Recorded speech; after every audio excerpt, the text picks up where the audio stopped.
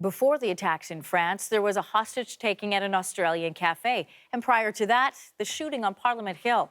The threat of terror is real and, according to the experts, unpredictable. Toronto's chief of police addressed that issue today.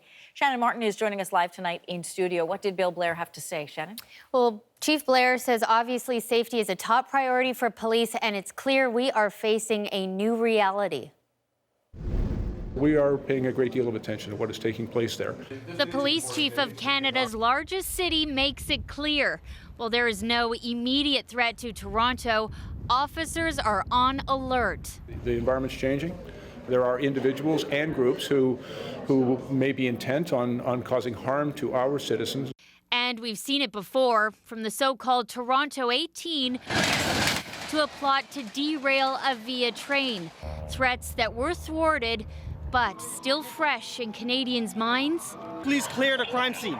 A soldier gunned down in Ottawa and another killed in Quebec. Much like the suspects in the Paris attack, Martin Rouleau, who ran down a soldier outside Montreal, was known to police, and his passport had been seized by RCMP.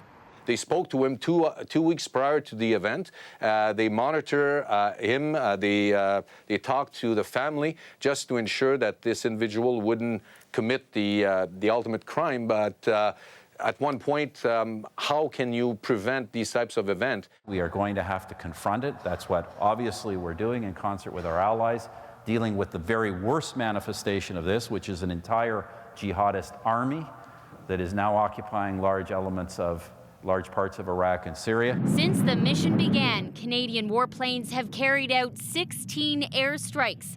And to combat any threats on home soil, the Prime Minister says new anti-terror measures are coming. What strikes fear for a lot of people, when is this happening? There's no, it's a different kind of war.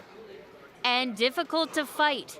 This public safety expert says not only is the enemy unpredictable, so is the target. It could be anybody that is not seen as a believer.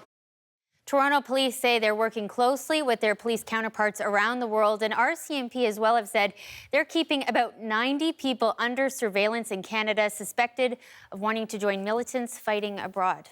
Guys, thanks, Shannon.